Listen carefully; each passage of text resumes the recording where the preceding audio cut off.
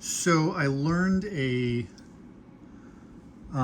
little trick about doing agar that I think is really pretty freaking cool, and so I am going to share it with you.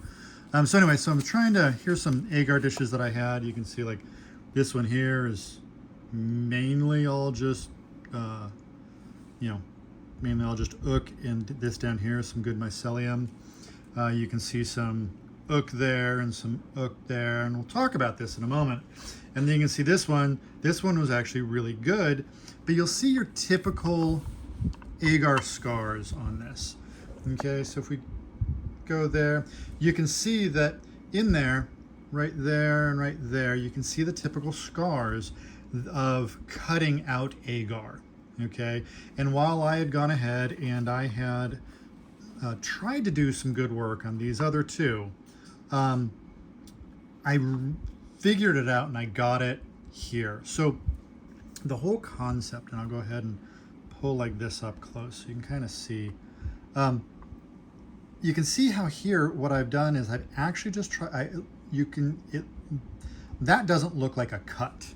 Okay, it's because that's not what I did. You can see the triangles. That's where the cuts are. Okay.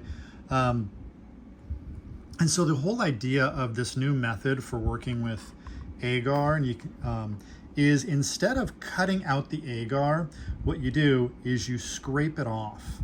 And when you scrape it off, what you're doing is you're leaving the agar underneath. You're literally just scraping the mycelium off. And as you scrape the mycelium off, then what ends up happening is now the agar is free to grow, to be grown over again. And so here's my little bit on it. So let me start off with the whole concept of a couple things. I was literally just writing my notes on how to do this. So let me start off with if you've got a wire loop like I'm using, okay, you need a little bit more force than that. I was not having a good time doing that. So what I ended up doing is I ended up coming up here and holding it about there, maybe back a little bit further, but now there's enough force where I can actually scrape the mycelium. That stuff is strong, so I need to be able to scrape the mycelium, okay, to be able to get a good amount off. And you can see on some of these, okay, like I spent a lot of time scraping, okay, to get that area clear. We're gonna go over like how that one, because one of these has like a glob of mycelium. Is it this one? Yeah, you can see there. I tried to pick that up off of one of these and blink, it landed on the side of the plate. So I'm gonna share with you how I avoided that.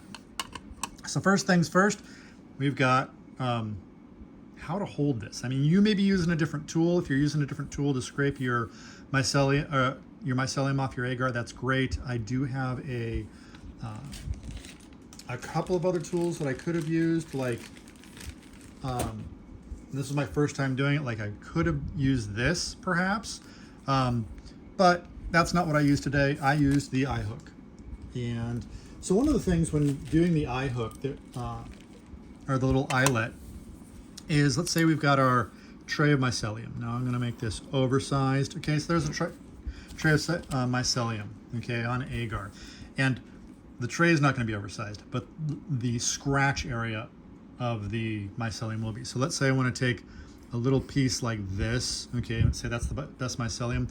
What I'm going to do, okay, is we're going to blow up that over here.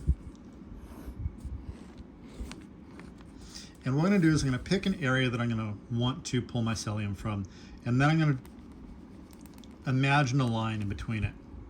Then what I'm going to do is I'm going to go ahead and I'm going to scrape with my eye hook, or my little eyelet, towards that center line. Okay, I tried a whole bunch of other ways, and the mycelium on the agar is actually very thin. Okay, so trying to get any of that up can be really challenging.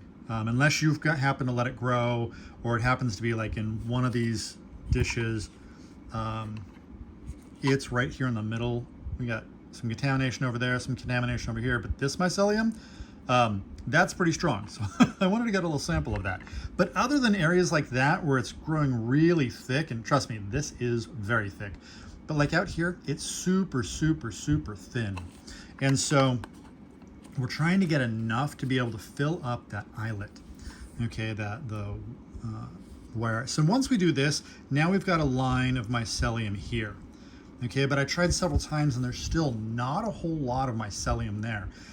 The stuff is super thin. So the next thing we're going to do is we're going to take, and now once all of this area is clear of mycelium and all of this area is clear of mycelium, and we just have this line, now we're going to do is we're going to take this like this, and we're going to scrape the mycelium there. It should all be free.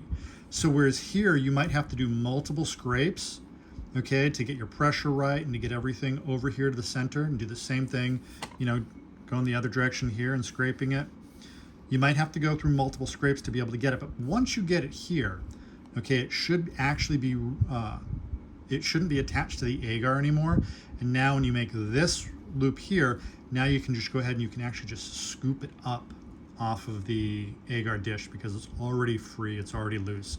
And that's enough to now be able to go ahead and transfer over to another agar dish or over to into your liquid culture.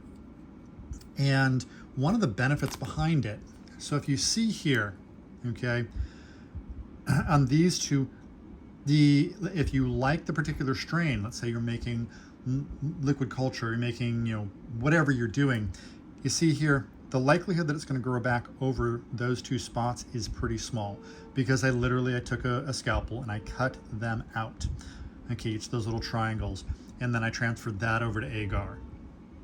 But what happens is when we go ahead and we scrape it, and you'll see that's, you know, you see me practicing and working on it all over here. But if we look over here, we can see this here, okay, there's still agar there. That's still all agar. So what's going to happen now is that, like, I'm not going to keep this particular one because there's so much contamination, but now what can happen is now this mycelium, okay, if this was a good dish and we wanted to keep it growing, I could take several chunks out of it. But then what happens is because I'm only scraping the mycelium off of the agar and I'm not touching the agar itself, okay, the trick that I, you know, as I was told, and that's what I'm trying to do today is work with it, is this, now the mycelium can grow back. And so now we can, you know, it just keeps regenerating. So we're not removing the agar. The agar will still be able to grow and we'll still be able to, you know, harvest this over and over and over again. Anyway, those are my simple little thoughts. I hope they're helpful and wishing you an amazing day.